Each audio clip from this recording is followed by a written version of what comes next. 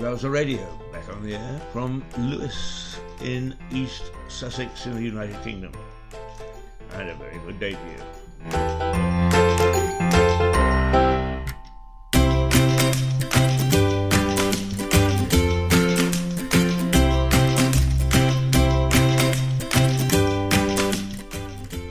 This is Keith Hayes. Welcome back. We've been away for a few days. We got the television side, Mirador Television, miradortelevision.com right.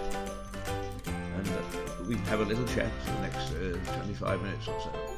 It's 6:15 in Lewes as we go live. And it'll be all sorts of times throughout the world, or whenever you happen to come across us, listening on the internet.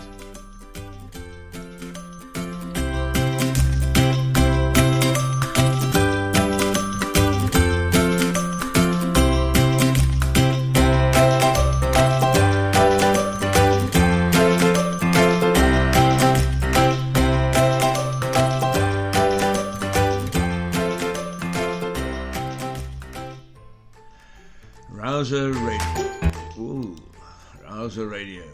And, why is it called Rouser Radio? Well, Rouser, R-O-U-S-E-R, is a local word for a banger or a firecracker, a firework that goes bang bang. It's supposed to be illegal, but it's used all the time in parades, and particularly in Lewes, because we celebrate on November the 5th. Hopefully this year we'll be able to, but who knows because of the present situation. We celebrate on November the 5th the biggest bonfire night anywhere in the world. It is quite huge. And a tiny town such as ours, with about 17,000 people, if November the 5th falls on a Saturday and the weather is good, then it is likely that our little town grows to as many, as it has in the past, to 100,000 people. People come from far and wide to take a look at this spectacular, and it is spectacular. So, a rouser is a banger, a firecracker, and I hope that Radio Rouser, oh dear, I'm having a little bit of problem getting my tongue between my teeth this morning. It is a bit early. Rouser Radio is named after the firecracker, and I just hope that we are a firecracking radio station. Interesting that Lewes is a town of great history, and one of the early things that happened here was the Battle of Lewes. The site is still there. It's only a plain field now. The evidence keeps on being dug up, the bones of up to 15,000 men who died in that battle. It was a particularly vicious one. And it was between King Henry III and Simon de Montfort, who headed up the barons. And the barons won. They won hands down. They caught the king napping in the priory. Only the remains of the priory are there, but still it was part of the Battle of Lewes. And the Battle of Lewes, why is it important? Have you ever heard of it? Most people haven't, strangely enough, and yet after Magna Carta, it was the first evidence in 1264, first evidence of some form of democracy. And right after the battle, the day after, in fact, the barons called what would have been, I suppose, the first parliament. I don't think they called it that quite yet, the first parliament. And it was only for barons, who you might say, well, sort of, they were the people in control, weren't they? And they elected themselves. But nonetheless, it was the first parliament, if you like, that was there to make sure that the king didn't spend all their tax money on having a jolly good time, which he had a tendency to do. So there you are. That's a rouser, and that is the first historic event of many, I may say, in Lewes to take place in 1264. There's one called Blue Sky. Why don't we play a little Blue Sky?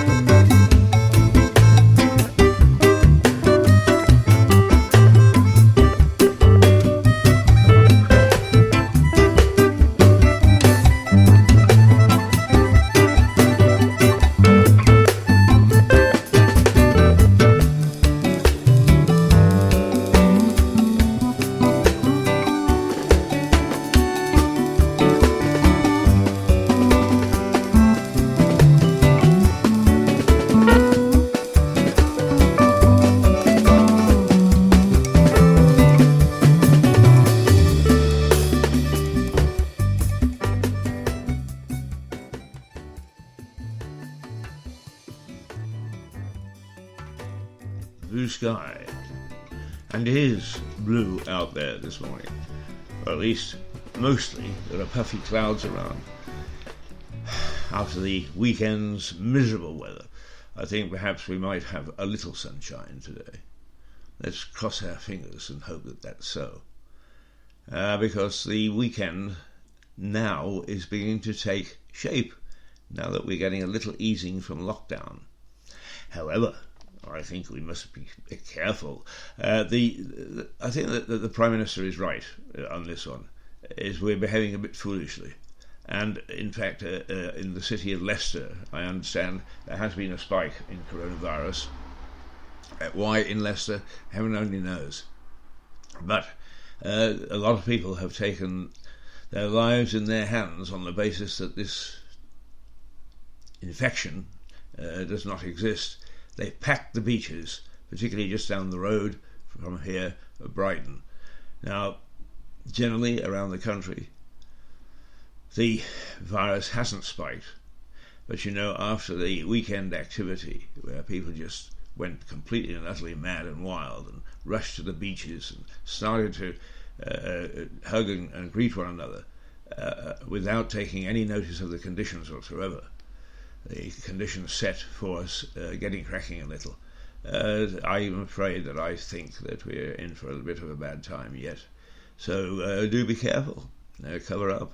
I carry a mask at the moment because I'll use it if I go on public transport. It's a good idea to carry one around with you, I think, even if you don't wear it all the time. It helps. But it's been a bad, bad run. Now, one of the things that's happened, of course, and it's happened to me, is that we get locked in to our houses. And I particularly have a problem because I've got Parkinson's disease, and one of the things that I am supposed to do, and need to do, to keep it at bay is to walk a lot, and I haven't been able to. And as a consequence, the muscles grow a little bit thinner, a little bit weaker. So at long last, I'm able to get out there and take a walk. And a very pretty little town we live in. But, all across England, there's much prettiness. I personally get very, very concerned and upset every time that we cut down a tree for a house. I think our housing policy just feeds the wealthy people. I don't think we've got a housing policy except to build, build, build, and that's no policy at all. Particularly when you can see all sorts of empty houses scattered around, and people keep summer houses and so on. I am a natural conservative, laissez-faire, but the fact that we tear up our countryside, our beautiful countryside, at a great rate of knots, does bother me. And if you want to know an example of why I think that I'm supported in this, try going to the village of Firle, or, for that matter, the village of Glynde in East Sussex. Firle is owned, it's tied to the estate of Lord Gage, and it is quaint. It hasn't even got lights in the street for most of the little village, but it's got superb old cottages. It's got a lovely pub that goes back for 500 years. It's got a manor house, it's got parkland, it's got a church that is pre-Norman, it's a Saxon church, with a mad vicar, I may say, who is actually a delight to be around. It has got an old beacon where we signalled to the rest of the country that the Spanish Armada was on its way. My colleague, who will join us eventually on the radio, but is busy at the moment helping develop the television, is named Verrill, Verrall. And if you're named Verrill, that's where you came from, is Firle. Beautiful little village called Firle, Firle. And if you are down this way, just take a quick dip in. Quite stunningly beautiful and ancient, used of course quite often in television programs and films and so on and so forth. And the other one is Glynde, which is a bit more open, and a bit smaller actually. But just up the road is Glyndebourne, the very famous open opera house. It's not really open air, but what you do is you take your picnic, and in between acts you go al fresco, and you have your champagne and your pork pie and your oysters and all the good things that can come with a picnic. So those are two tied villages, and if there is any argument whatsoever for being very careful every time we put up a house and pull down a tree, they are prime examples of how we could live if we wanted to. Well, it's 6:29. We've been going for 13 minutes. Yes, 13 minutes is right. So let's play a little music, shall we? Now, I'm going to play part of a track called Flawless Mind by Yeva Sujan, because Yeva is Armenian. She lives in Yerevan and is a first-class artist. She actually got through to the semi-finals of one of the Britain's Got Talent, except I think it was a worldwide thing. We have used Yeva's music on various programs that we've done about our priory here, which is another big historical thing, which I'll tell you about over the next few days. But Yeva's very haunting voice on Flawless Mind, it's 4 minutes worth of music for you, in fact, so we won't play it all, but we'll play enough for you to get a taste of the lovely Yeva.